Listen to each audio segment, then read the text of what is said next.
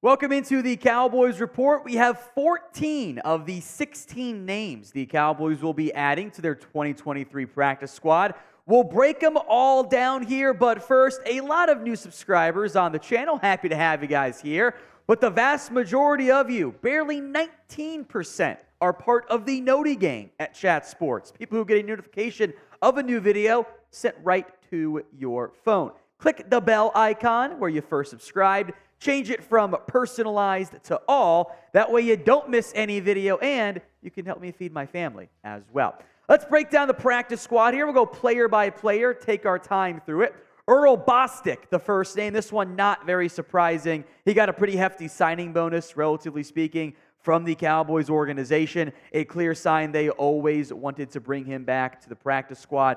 Showed some flashes in the preseason, but not a guy I was worried about getting claimed because he wasn't that great. But happy to have him back and try to grow some more offensive line depth where you're still a bit thin.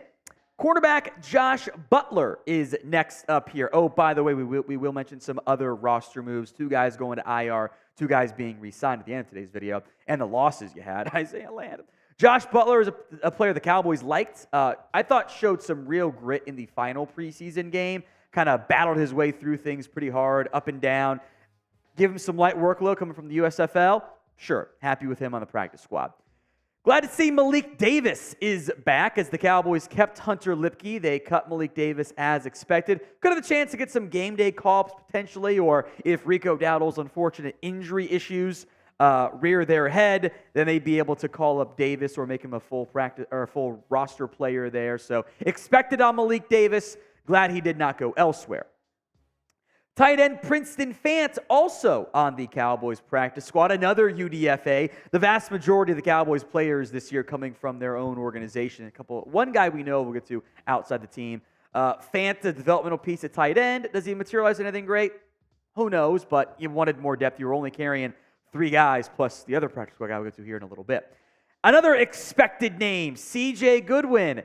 Death, taxes, and the Cowboys cutting C.J. Goodwin to then bring him back. A prime game day call-up piece for the Cowboys, especially over the first 3 games. You only have 3 of those for each player, so it could be a 3 games, then make a decision on C.J. Goodwin. But he is back once again for the Cowboys on the practice squad. Who is your favorite player? Still more names to come on this year's version of the Cowboys practice squad. No wrong answers. It's just your opinion. Sound off in the comment section right now.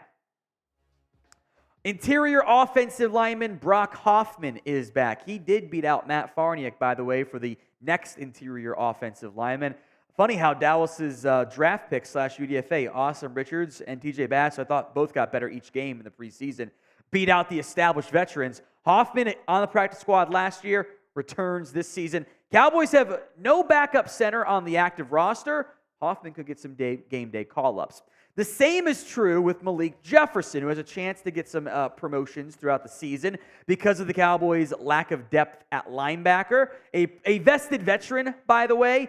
Jefferson did not go through waivers. I think the plan all along was he was the first announced practice squad player, at least reported one. Get waived. Nobody signed him to the active roster. Come right back to Dallas. Durrell Johnson makes the practice squad as well. I do wonder if in large part because of the unfortunate loss of Isaiah Land, which we will painfully get to here in a little bit. A developmental edge, it's a good practice squad type of player. Tyron Johnson, who maybe because of how great he played in the final preseason game, does make the Cowboys practice squad. I will make note, we'll get to Dennis Houston more in depth. He's going to the Giants. Nothing on Simi Fehoko right now. The Cowboys, I think their final 2 spots are going to go outside the organization. That means there's nothing in mind for Fehoko, who I don't think will be back with Dallas. The one outside the organization player we know of so far, there should be 2 more coming, is Sean Harlow. No relation to Jack that I know of. He has played some in the NFL, the Cardinals, the Giants. He's a center option for Dallas. They are very thin at that position, so it does make sense to have Harlow on the practice squad. He and Brock Hoffman, for the first couple of years of the season, or games of the season, they might be you get a game day call-up, you get a game day call-up, and they kind of bounce back and forth until maybe one of them emerges as a full-time guy or if there are injuries or whatever. But Dallas is thin at that center spot. Harlow and Hoffman on the practice squad. Now, today's show is made possible by Rocket Money. Who here has had a subscription that they just forgot to cancel? I have. I'm sure everyone does. I'm sure producer Chris has 8 of them he's forgetting to cancel right now. I'm kidding. Because producer Chris, just like me here at Chat Sports, we're signed up with Rocket Money. If subscriptions are draining your wallet, then it's time to get set up with Rocket Money. The average person has around 12 paid subscriptions, and you probably remember around like half of those. Rocket Money is a personal finance app that finds and cancels your unwanted subscriptions, monitors your spending, and helps you lower your bills all in one place. Most people think they're spending about $80 a month on subscriptions. In reality, the number is closer to 200. When you're signed up for so many things, streaming services, food delivery, whatever, it is very easy to lose track of what you're paying for. With Rocket Money, you can easily cancel the ones you don't want with just a press of the button. No more long hold times or annoying emails with customer service. Rocket Money does the work for you. They can even negotiate to lower your bills by up to 20%. Take a picture of your bill, and Rocket Money will take care of the rest. They have over 3 million users and counting, and Rocket Money customers save an average of $720 a year. Stop wasting money on things you don't use. Cancel your unwanted subscriptions and manage your money the easy way by going to rocketmoney.com/Cowboys. That's rocketmoney.com/Cowboys. Links in the comments section and the description of today's show. Also back on the Cowboys practice squad, tight end Sean McKeon. There'd been some internal concern of McKeon signing somewhere else. Remember, once you clear waivers, you can sign wherever you want. You don't have to come back to Dallas. It's been an issue for a few guys so far. Or him potentially getting claimed. He makes it back. Again, this is a good name to monitor for game day call-ups because Dallas only has 3 tight ends. Jalen Cropper, also back, a highly touted UDFA. Makes it through waivers. Was never really in doubt there. He is a potential long-term piece at the slot receiver position. I am very glad he's back. Excited to see him, not this year, next year in the preseason. Maybe we'll get some nice Trey Lance Cropper buzz. Sheldrick Redwine over Tyler Coyle, who I have not heard anything about at this moment, but Redwine gets the nod at safety, assuming they don't surprise and bring back the 2 open spots with somebody else. But Redwine back with the Cowboys, as is Tyrus Wheat, the edge linebacker hybrid. The Cowboys are playing him an off-ball linebacker. I don't think that's his spot. I think he's much better going downhill than going backwards. So with Isaiah Land gone, again, more on that in a minute, maybe he'll get just some pure edge reps. Now, there are 2 open spots for the Cowboys. Who do you want to add to the practice squad? I'm sure we'll get some news on those additions in the next 24, 48-ish hours. But answer that for me in the comments section. What other player do you want to get on to the practice squad?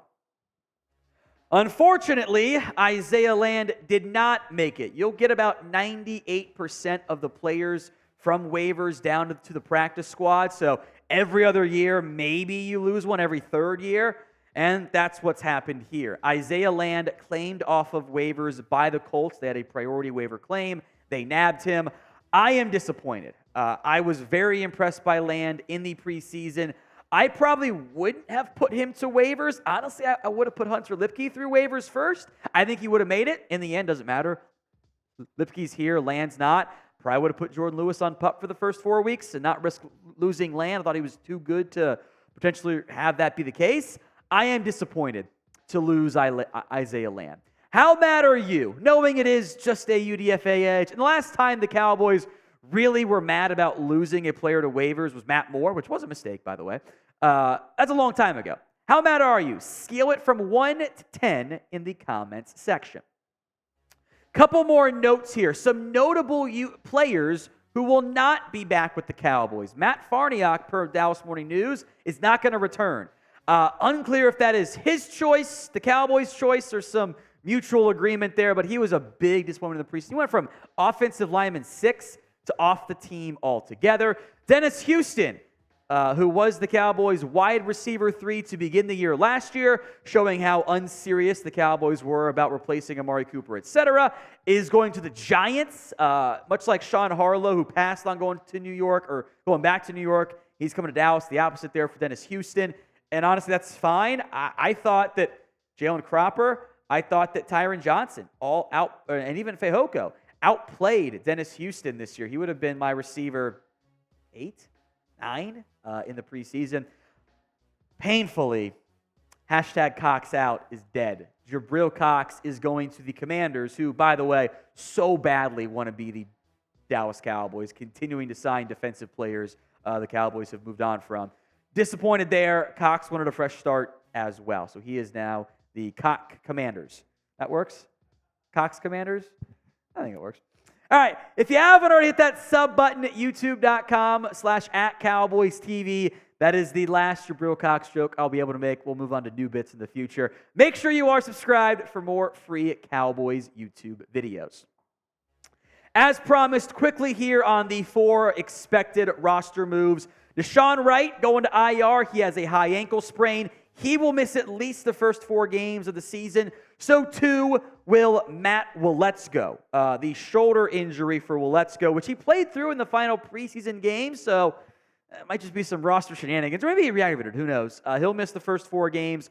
Replacing them on the active roster, as expected, long snapper Trent Sieg is back. Hopefully this is I make the point every year. This is the last time we say his name, if everything goes correctly. The only time you ever talk about long snappers is when something bad has happened.